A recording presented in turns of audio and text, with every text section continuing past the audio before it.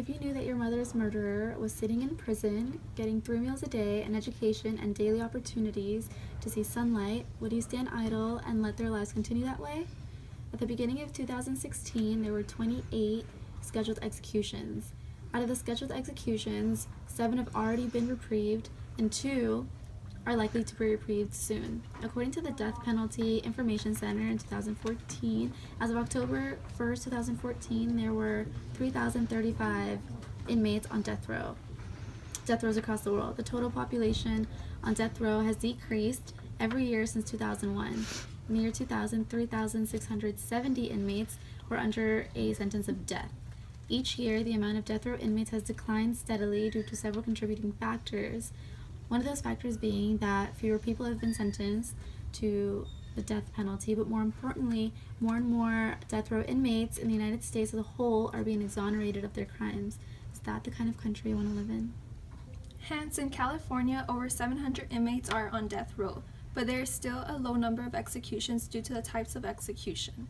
Governmental officials believe it is inhumane, and therefore since 2006, death row executions have increasingly stopped and have been harder to surpass.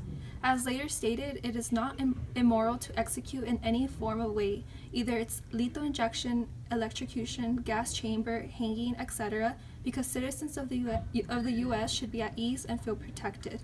Death row executions should be in continuation. Capital punishment should be legal in California for the following reasons. In the main points, we will state the problem that need to be addressed in the state of California. And finally, how capital punishment will lower crime rates, ensure a safer community, and also decrease prison populations.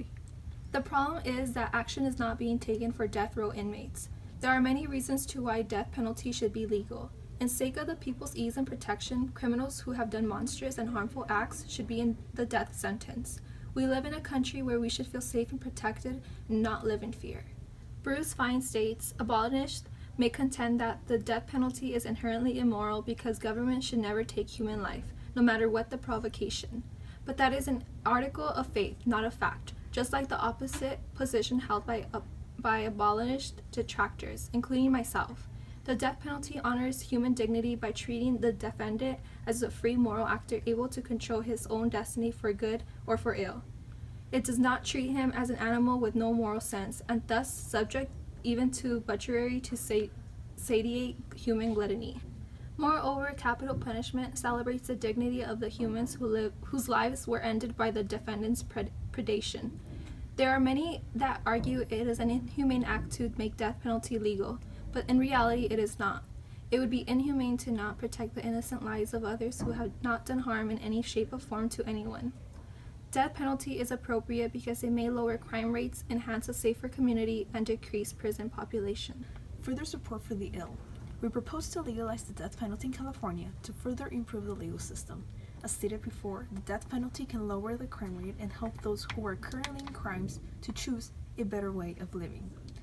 The problem is that we are not having the appropriate actions to accomplish the death sentence. According to a death penalty fact sheet found at deathpenaltyinfo.org, as of 2015, the number of executions since the death penalty was reenacted is as low as 13. And out of the 743 on death row, 3 have been freed. What does this say about our system? If we don't take the death penalty seriously, more crimes will be continuing to happen, and there will be no justice served for the crimes committed. Now that we have seen the illness in our current system, let's now look at how the current policy is inadequate. In 2012, the state reported 160,944 violent crimes, murder rates rising sharply in many U.S. cities. Therefore, if we legalize the death penalty, it would help decrease crime rate, people will fear the death penalty, and at least that way it will ensure people's life and their safety nets. The death penalty would impact current crime rate. Crime rate will go down if capital punishment is legal. With the United States just coming out of a financial deficit reminiscent to that of the Great Depression, the last expense American taxpayers should have to worry about are prison costs. Over the past few years, working 2 jobs has become the social norm, and more often than not, it is still not enough to support one person, let alone an entire family. Many Americans have been obliged to postpone their college education due to high tuition costs and often fail to ever return to finish their college education. It seems as though those who have led a crimeless life face more restrictions and obstacles while in pursuit of a better life than those who have committed crimes that warrant capital punishment. According to Henriksen and Delany, Prisons are total institutions that provide everything necessary for inmates to live there. That includes adequate levels of uniformed security staff at all times, food, programming, recreational and educational opportunities, infrastructure, maintenance, and upkeep. Inmates are provided with shelter, food, and education at no cost, although many argue that inmates pay for all these comforts with their freedom. It's also supporting inmates for a lifetime in prison. Why should a murderer get equal treatment like the rest of the prisoners? If this penalty is allowed, it makes people sure that the criminals won't do it again. Without this penalty, criminals will no longer have any fear of committing crime other than going to prison. Immanuel Kant states that a society that's not willing to demand a life of somebody who has taken somebody else's life is simply immoral. So when the system works and when you manage to identify somebody who has done such heinous evil to a society, we have to take his life. Yes. Also, George Washington states that I'm going to uphold the law of the land and let the political consequence be what they may. If it costs me politically, it costs me politically. No case is any easy case. I also keep it in mind the victims, and the reason I support this penalty is because it saved lives. That's why I support, and the people of my state support it too. This penalty makes certain the murderers get what they deserve, and also make sure that the criminals won't do it again.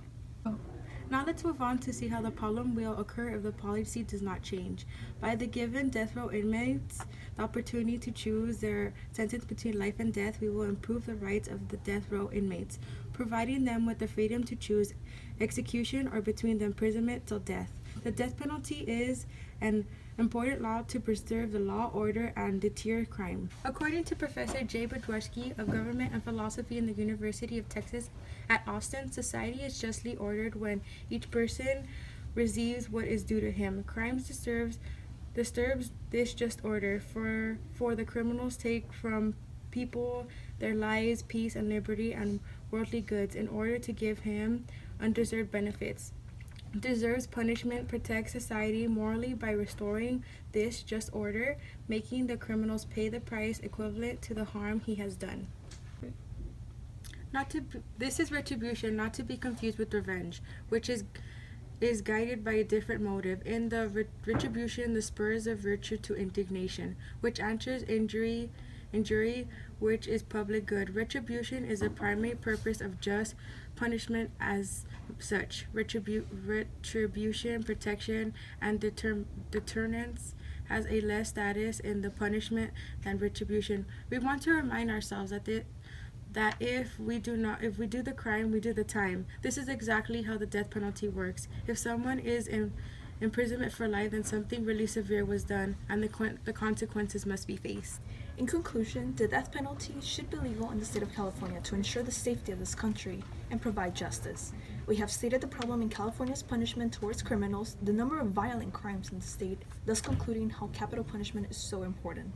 We propose to give these inmates the freedom to choose their way of execution and more ways for these executions to be provided. According to Kaczynski, criminals have become a part of daily lives. Does this mean we let them be the darkness of our society? No. Eliminating crime and criminals is our duty, and we cannot, in conclusion, this penalty should be legal in the state of California to ignore it. Some people might think that this penalty is inhuman and barbarous, but ask those people who have been lost their beloved, or those whose lives has been tied to a hospital bed because of some barbarous person. I'm sure they would be very unhappy to see that the person who ruined their life just getting a few years of imprisonment or mere rehabilitation. I'm sure they would be very unhappy to see the person who ruined their life by just getting a few years of imprisonment or mere rehabilitation.